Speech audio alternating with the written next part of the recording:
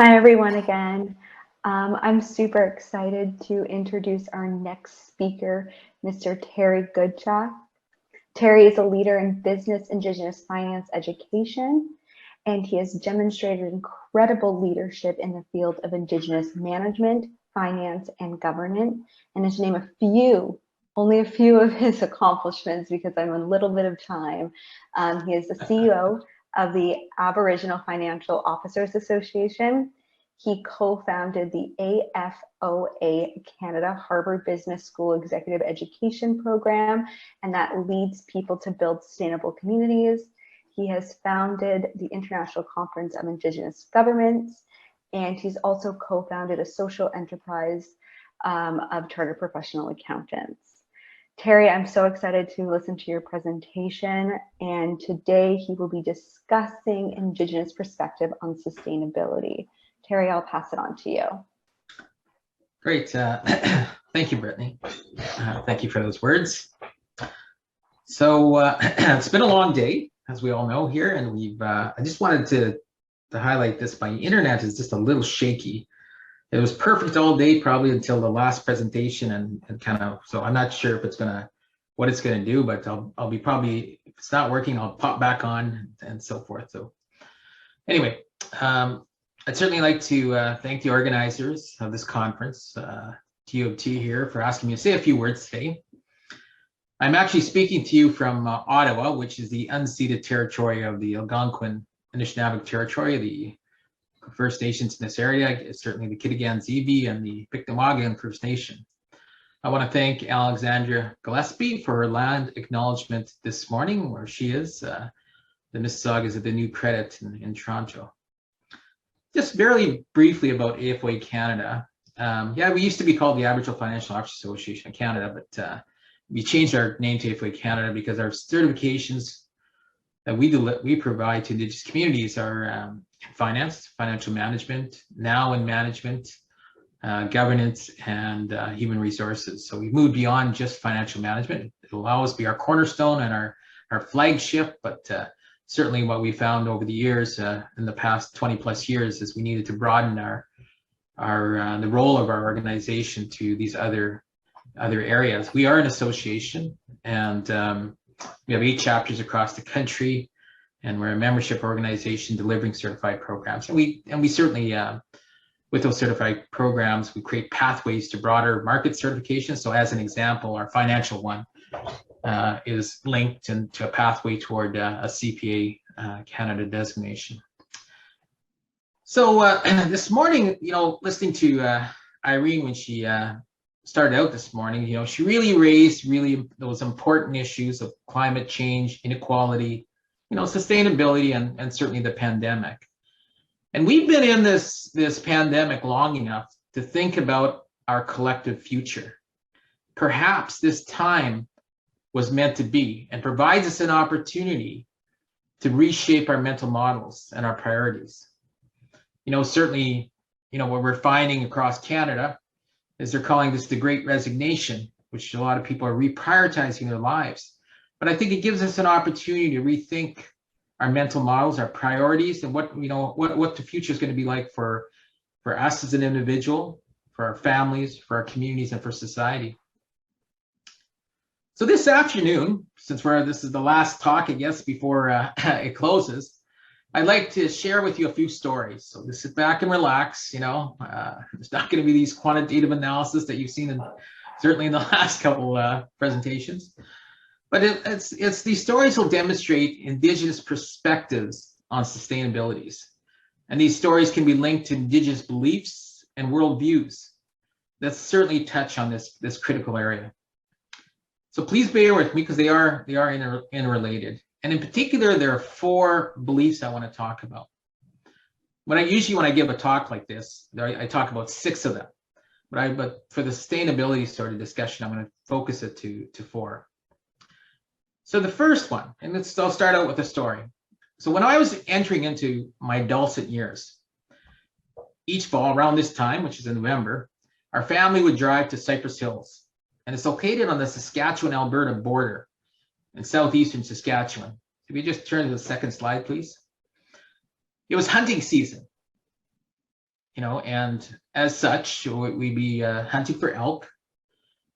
We'd make this trek as a family in a small trailer, and this yearly event would be significant, and not only providing a much needed food support source for the winter months, but also a time to spend with family and to appreciate your surroundings and the words of wisdoms if you're willing to hear them. I recall a cold early morning with snow on the ground. We were tracking an elk herd, and as we came upon the herd, our dad was guiding my brothers and I on where to go, where to stand as we began our approach. And one of his final instructions was, don't shoot the cows or calves, only the bulls or the old ones. And at the time, we just did what we were told, right? Without question. But later that evening, I asked my dad, why would we do this, right? And he said that the cows and calves were the future of the herd and the food supply. If we shot the cows and calves, we would be affecting future hunts and our future food supply and the others' food supply for years to come. I think as a young person, you don't understand the importance of that message that was delivered that one evening. However, as you grow older, you see the wisdom in that moment if you're willing to hear it. It brings me to my first sustainability belief, which is only take what you need and try to give back more than you took. And if you think of, we had a lot of discussions about companies today, right? And I certainly think, there are companies that obviously that do very good stuff in terms of the consumerism that we need, but there certainly are companies that I think take more than really what they need, right? To an end result of profit. And when I think of this belief, it's centered upon an element of sustainability. Indigenous people are concerned about this belief because of the ongoing need for food security, for drinkable water, and continuity of the community for generations into the future. It also ensures that the community they live within can sustain itself for long term.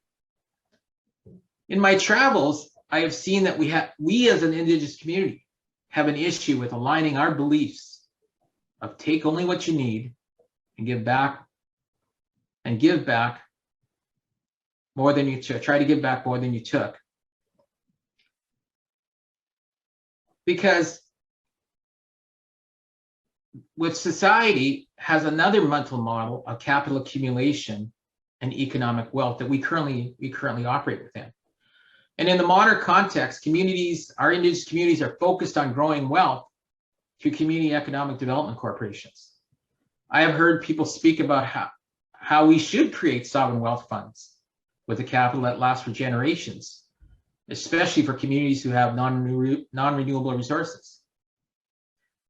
But late 2019, before the pandemic, I heard a talk by a CEO of a economic development corporation in Eastern Canada, and it was a Mi'kmaq community.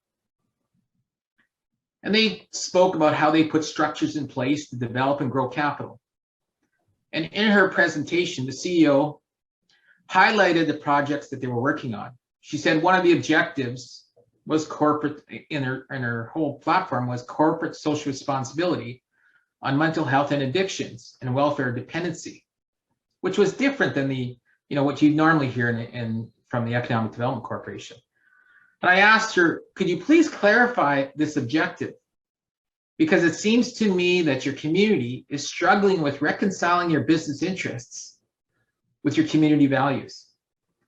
And I'll tell you, the way she looked at me, I thought I must have taken the sharpest spear and threw it and pierced her heart. And I thought, darn, this is an important and perhaps a defining issue for our time as Indigenous people. Does the means justify the ends? Does short-term pain, in fact, lead to long-term gain? Do we have limits or stop measures in place if we choose business opportunities that do not align with our values and our beliefs? Or is it a free-for-all? On the flip side of that coin, You could argue, how else can we accumulate capital that can be deployed to social outcomes? Some may argue these industries employ Indigenous people who are part of the Indigenous economy. When listening to a talk from one of our formal tribal leaders about 7 years ago, he said that our only focus cannot be solely on capital accumulation without due consideration for improving social outcomes. In his words, he said that what is the point of continually growing capital on the one hand, and on the other hand, we have growing suicides in our communities. At one of our conferences that we have at AFOA Canada in 2017, we had a Maori lady who was the chair of one of the largest trust funds in New Zealand, who echoed the same point and said that they have focused on growing capital and not have done a sufficient job of connecting capital accumulation to the Maori social outcomes. And these are the questions that each, I believe, Indigenous community are considering as they grow their capital and connect it to our social outcomes. These are the questions that perhaps need to be a hard look needs to be taken with a longer term view in mind to foresee how it may be played out. When I view corporate Canada, I wonder where each company stands on its corporate citizenship. I understand the importance of shareholder value. In Canada, there's the fiduciary duty to operate in the best interest of the corporation opposed to the best interest of the shareholders like the United States. The corporations certainly focus on the next quarter results and are measured by that performance. In the corporate director training across Canada, whether that be the ICD or the Directors College, there's always a module on corporate social responsibility and the focus on ESG, environment, social governance. What does this really mean to a company? Is it philanthropy, I ask? Is it environmental sustainability? Or is it a form of shared value? You know, and about a decade ago, Harvard University came up with the concept of shared value. I think in 2011 article by Porter and Kramer, they argued that companies can move beyond corporate social responsibility and gain a competitive advantage by including social and environmental considerations in their strategies. Treating social challenges as business opportunities, they suggested, is the most important new dimension of corporate strategy and the most powerful path to social progress. In 2016, though, in their 2016 article, which they called the ecosystem of shared value, in the Harvard Business Review, Kramer and Feitzer this time mentioned that in the past, companies rarely preserved themselves as agents of social change, yet the connection between social progress and business success is increasingly clear. You heard, this morning with Andrew's talk as his keynote. I really enjoyed the continuum he laid out, and the move, from the definitions of sustainability to what he called the people, planet, and revenue to now to UN social development goals. I think that's, it's a clear movement along a spectrum, a continuum. But the question in this area of being a corporate citizen, companies need to reflect on where their company stands on its corporate citizenship. Is there a connection between capital accumulation and social outcomes? About a month ago, I did a talk at the Directors College, which is funded, which is through McMaster University, and the people taking these corporate director training. And I talked about this, right?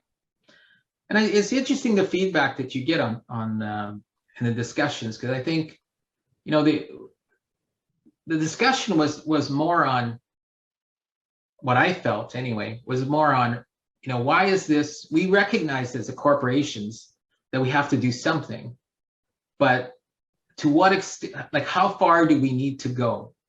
And it was almost that discussion of, is this our responsibility as a corporation, wherever they are in Canada?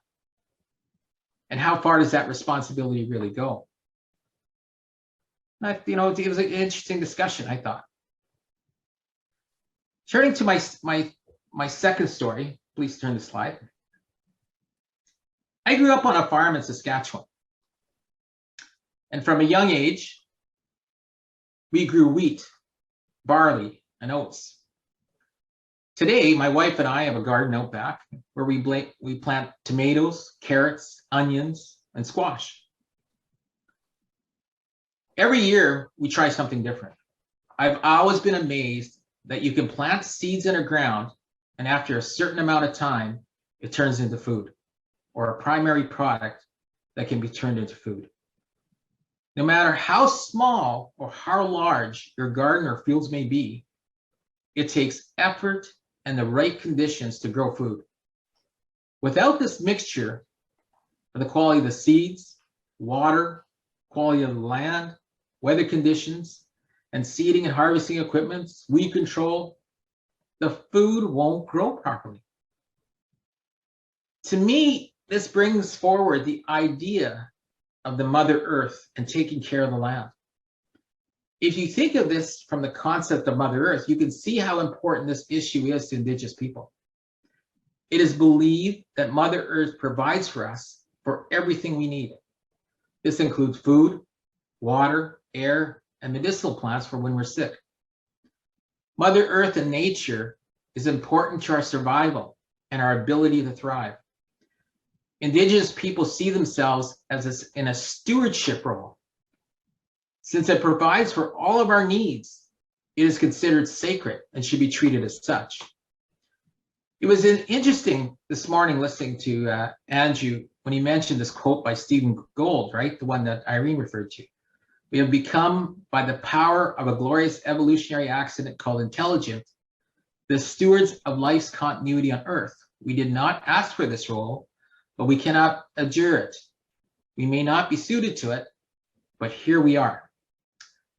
And when I read that quote, it's almost like this has been thrown upon us, is what Stephen Gould is saying. But I would argue that Indigenous people never view it that way, right? We see it as our stewardship role. It's not something that happened to us by accident. It's something we're part of. So this is the second sustainable belief, in that Mother Earth provides for us, and we must treat it in a respectful manner. Turning to my third belief. Next slide, please. So far we have take only what you need and try to give back more than you took. And we have the stewardship role in Mother Earth. And this takes us to our third belief, which is interconnectedness. The idea is that everything is connected to one another. It's based on relationships with other living beings. There's the two-legged, like you and I. There's the four-legged. There's the birds, the fish, the insects. We are all connected to plant life, to water, to air, to the earth. And we call this as all my relations. It's very relationship-based. In many ceremonies or prayers, you will hear this message when listening to elders or whoever may be speaking at the time. In 2019 and early 2020, I recall speaking in front of groups in Canada, and then I was in Australia in December 2019, and reminding the audience why this is an important belief. And rather than speak in terms of the Indigenous worldview of balance and connection to everything around us, I tried to relate this belief to more modern aspects so that the audience could better understand it. So I spoke about the 2008 financial crisis that showed us how interconnected our financial systems are and how this can have an impact and unintended consequences on many people around the world. I spoke about our social media and how messages, good and bad, can be read or heard around the world, and that words matter. And at that time, I didn't even have the example of the pandemic and how it has clearly shown us how interconnected we really are to one another. The idea of interconnectedness is also that everything is in balance. We have a responsibility to keep this sort of balance. This goes back to the point I made earlier, that we are stewards of this land. Nature also has a way of keeping it in balance. As an example, a nature example, when there's an oversupply of one thing, nature will correct it. For instance, when there's a lot of rabbits in the country, you'll soon see an abundance of coyotes or foxes. And the other way happens as well. This keeps everything in balance. Since we are interconnected, if we affect one area, it will affect others. The question is to what degree. Recently, one of my staff was speaking of the difference between forest management and sustainable forest practices. And what she said is, under forest management, people can plant a pine tree where a former pine tree forest grew. The answer would be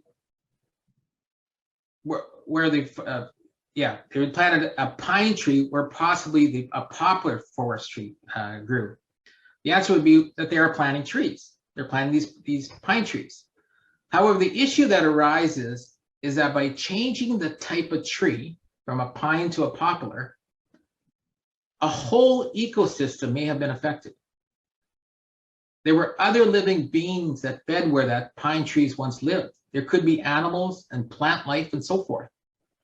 A sustainable forest practice would be to consider the ecosystem that the poplar tree grew within.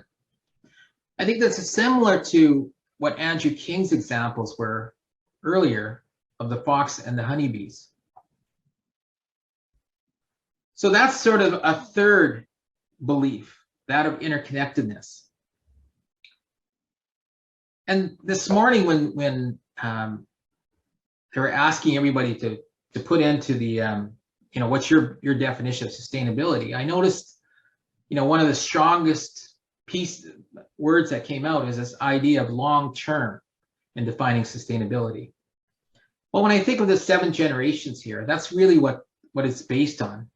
So the concept of 7 generations is based on an Indigenous philosophy that the decisions we make today should result in a sustainable world for generations into the future. In the Iroquois people referred to this as the 7-generation principle. In today's context, is something referred to in regards to decisions made around our energy, water, and natural resources. The idea is to look 7 generations in the future in terms of how our decisions today will affect our lineage and those of others. Next slide. Ron McAllister, he's an executive director, special advisor to the president of Aboriginal Initiatives at Algonquin College. I thought had a good explanation of this concept. He's seen it more within before him and after him, as opposed to the length being 7 generations from where you're at. But I thought it's a really good explanation. Could you please play that video?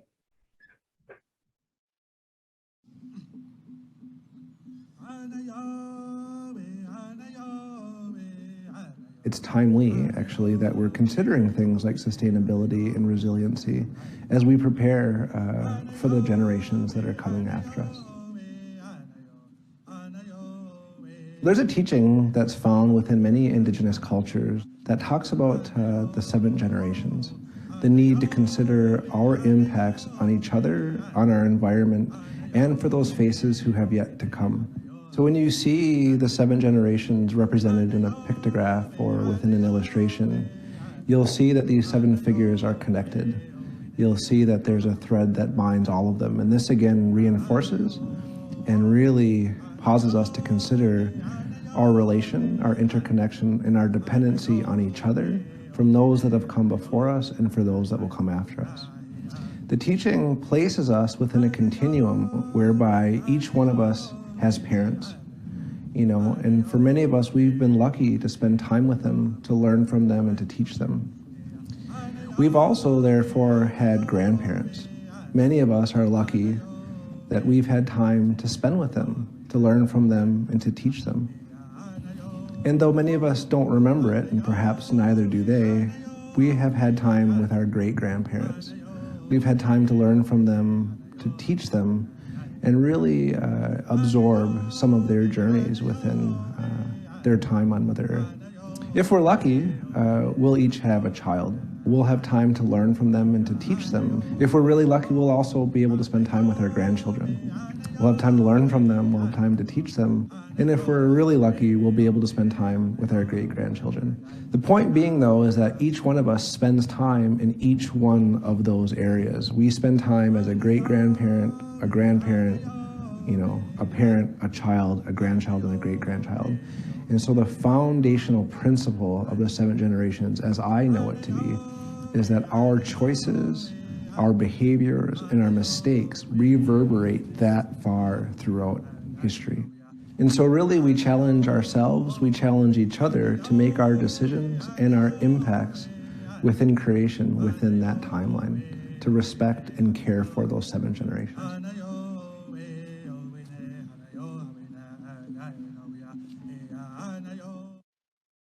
Great, next slide, please. So I'd like to refer to this slide here on sustainability views. And this slide was developed by Fulvio, I think the last name is Maki, in his article on a deeper meaning of sustainability, insights from Indigenous knowledge. And here he outlines the basic definition of sustainability and tries to compare the dominant view versus Indigenous view. And certainly for a dominant view at the basic definition, enduring well-being of human societies and communities. And I think that's, very close to the weak sustainability sort of definition that we're talking about here today. And then the Indigenous view of sustainability is certainly overall enduring well-being, right? The idea of all, it's that all my relations, right? The interconnectedness of us.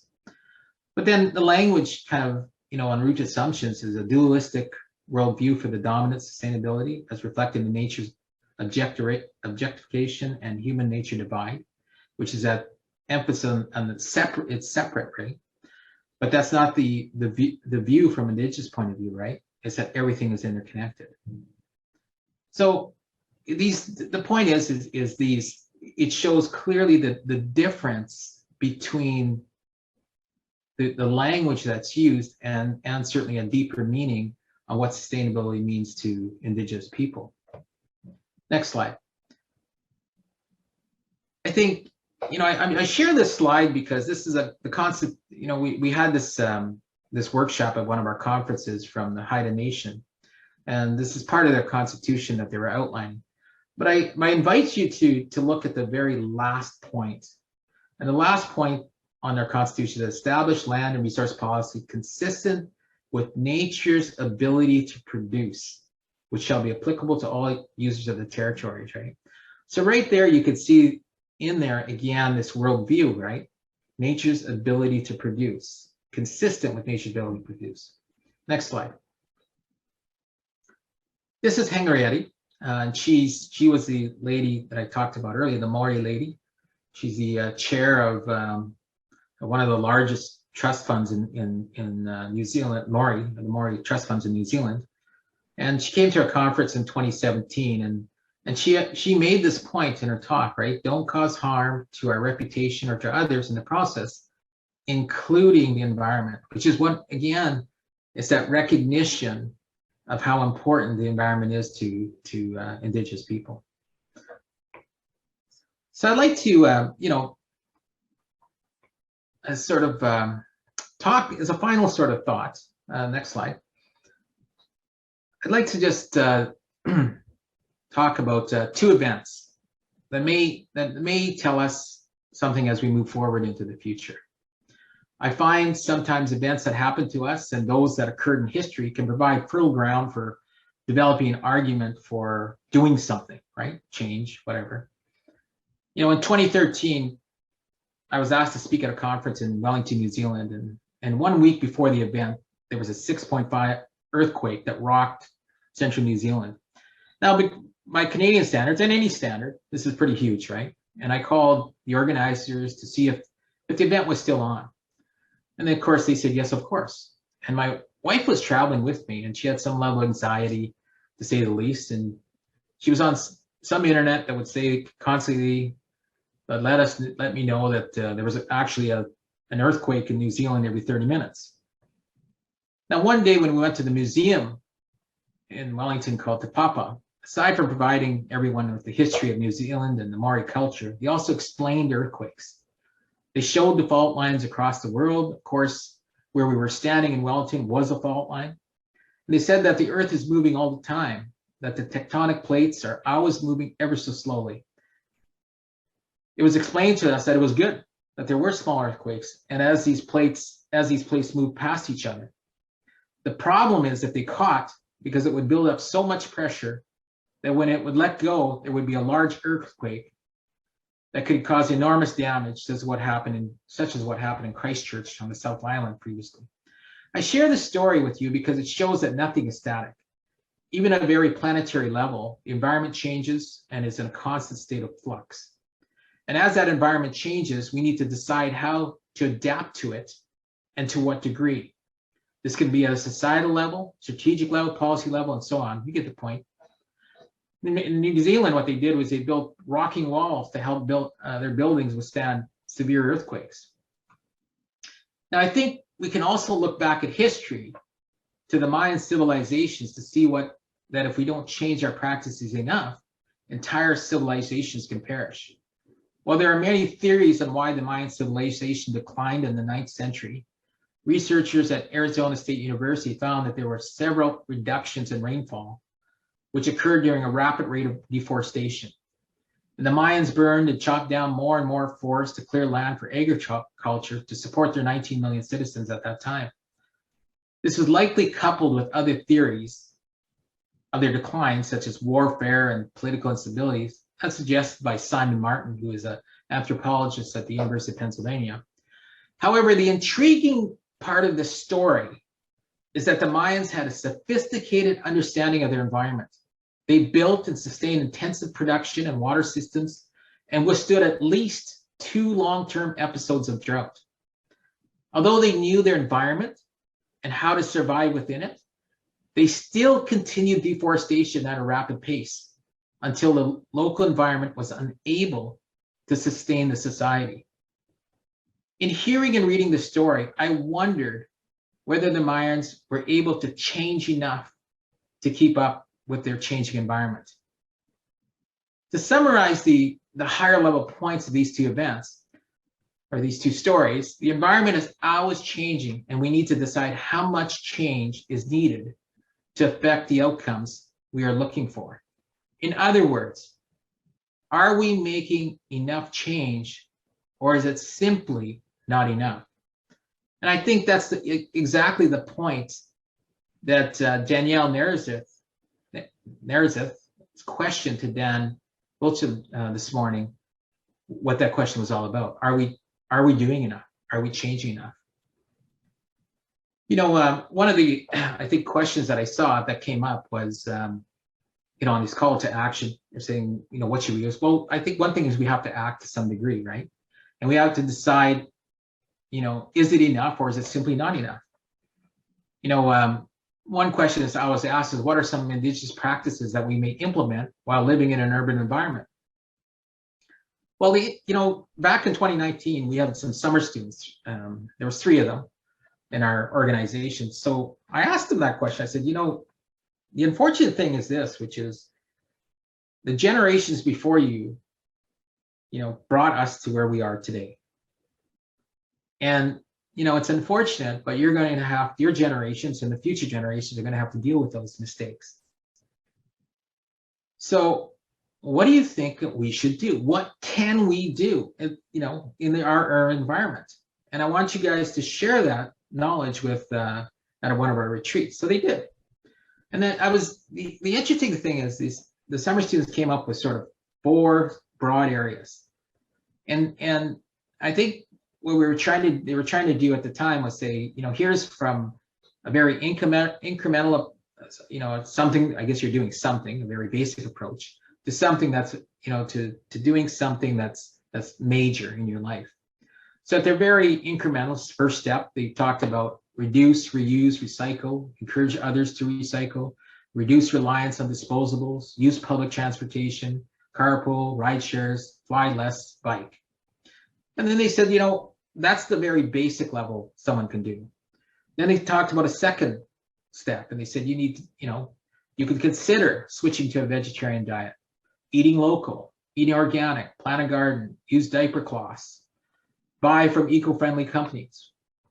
And then they took it a little further, and they said you can make eco-conscious clothing choices, plant a tree, composite all your organize your waste, save your leftovers, conserve water, reduce water pollutants, save energy in the house. And they took it even further, and they said, well, you could consider switching to an electric vehicle, energy efficient housing, going vegan, eating a plant-based diet, right? So, the point is, I think, as these summer students outline, there are things that you can do. But for me, and if I was going to say a call to action, would be to consider the 4 beliefs that I just spoke about.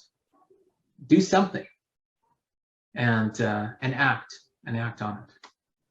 So thank you very much for the opportunity to speak here, and I'll take questions.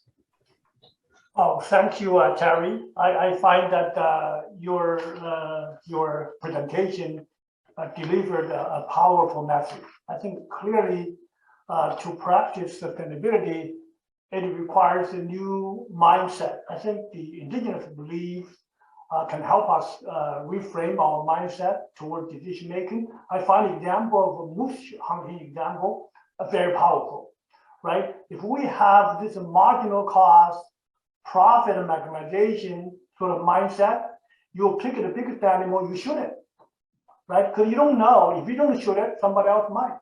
You don't wait until next year, you don't think about how it's going to affect the herd and that in the future, right? So clearly, by the practice that you save the biggest animal in order to have a bigger, better harvest in the future, that requires thinking that it's going to deviate from our training by focusing on marginal costs. I mean, the best way to minimize marginal cost is get the biggest hunt in every single trip. So that's a very powerful message, and I'm sure a lot of audience will resonate with that view. Let's just call upon some students who have some questions for you to get some more insight from you. Harshad, can you speak up? Yes, thank you, Terry, for the wonderful presentation and insightful presentation.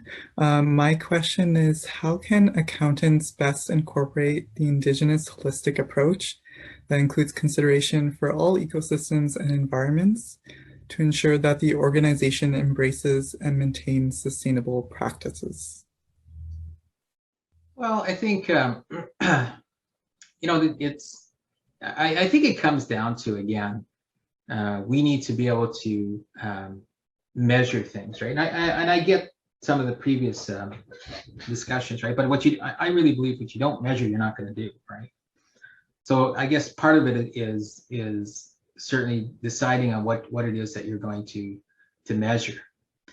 Like when you're talking about companies, and the ones that I always think about is the ones that actually end up in Indigenous lands, and not a lot of them are mining companies, right? So, and I'll tell you this story because I think it kind of reflects it. It's probably a good 8 years ago. I went up to a community called Ross River, and it's about a 5-hour drive north of Whitehorse to meet with the chief at the time, Chief Caesar. And anyway, he invited me there, and we got into this discussion about, sort of about dealing with mining companies and business. Because when I drove up there, the first thing I like to do is drive around the community, and I did that. And what I noticed was I was always running into this water truck, right? So I asked the chief when I got into his office. I said, like, what's with this water truck, right? And he said, well, the water truck goes around to every household and delivers water every day. He said the reason why is, number one, he said is that they don't have the underground pipes to be able to, in this community, right? For a number of reasons. One is certainly the cost factor, but the other thing is the permafrost is pretty high. Like you have to dig pretty low to get beyond the permafrost. It's not like southern Canada. But he said even if you had to deal with that issue, like you were able to do that, he said the problem is there's a lot of mercury in the water that they can't drink the water, right? That's been put in there, by different companies that have been up there. And he told me the story of this Barrow mine. And if you ever seen this, like the moon, right? And I drove by it, and it's it's somewhere that a mining company came in, extracted resources, and just left it like the moon. And his point was this: he said, we're not adverse to business development, right? But we want to be included in business development, and we want to be able to use the land thereafter. The land around the Faro mine up there, they can't use. They might be able to use in 1,000 years if it ever grew back. But we've got to be able to have approaches where the Indigenous community is part of the discussions, and being part of the discussions means that land can still be used by Indigenous people thereafter. So I think, that's what businesses need to do, right? I think as accountants, we need to be able to measure beyond, measure these type of things that organizations can do, businesses can do. I think that's we have to be able to do that. And I think the analytical training that you've been developing is part and parcel to creating strategy and providing advice on strategy. Our profession is changing, right? We're now moving into data. We're moving into being risk, we're very proficient as risk analyzers. We're taking on better on the role on providing advice on strategy for companies, right? And I think this is where our role is, and having a larger view beyond just the corporation and society is where we can really add value. Okay, great. Thank you, Terry. In the interest of time, we're going to call one more question from the student, and then we go to the Slido. Ahmed, can you unmute yourself? Yep. Hello. Thank you for your very thought-provoking talk, Mr. Goodtrack. I think our conversations today have largely happened on the system level, but you really related it beautifully to the individual human element.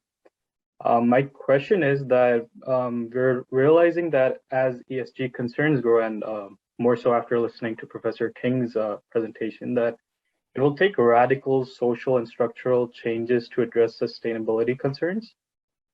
Based on your experience working in local communities, what advice can you give to new professionals like us going into such communities to sort of be more effective at expediting those changes? Well, again, I think outline. I'd say the first thing is voice, right? This is where your skills that you've developed on critical thinking is part of it, right? And to be able to provide a voice to these issues, right? That it's beyond just the product of motive, right? And I did appreciate Andrew's talk just before mine, where he's speaking that companies can easily say they can easily say what they want to the public in terms of the work that they're doing, which may not actually be truly what the work that they're doing, right? And I think having a voice at the table and expressing it, I think is very key. And I think critical thinking is part of that. I think measurements, right? Certainly, I've talked about that. Being clear on what it is that we can measure, and I think being conscious of engaging, ensuring that we engage communities, in those that are most affected, right, by these things. I think that's a critical part of this. I just want to speak to this one point that I think is very, very important. In all this discussion that we have here on climate change and that kind of thing, about when I was in Australia, probably now 5 years ago or so, my wife and I stopped by a bat cave, and in the bat cave, what they do is they're digging down to try to understand, how sort of mankind lived previously. They're anthropologists, right? And they dug down, and I guess about 10,000, where they felt was about 10,000 years previously, right? So however far they dug down, but it represented 10,000 years ago. And they said that there was actually a major climate change at that time, right? And the thing that they said, which I'll never forget, is they said the climate changed quickly. And they said, like, what we assume is that, it's a gradual, it's gradually getting warmer and warmer and this kind of stuff. And the point that they made was, why do we even assume that, right? Why do we even make that assumption? Because we can't control the what's going to happen, right? Environment. So it can go quickly overnight, right?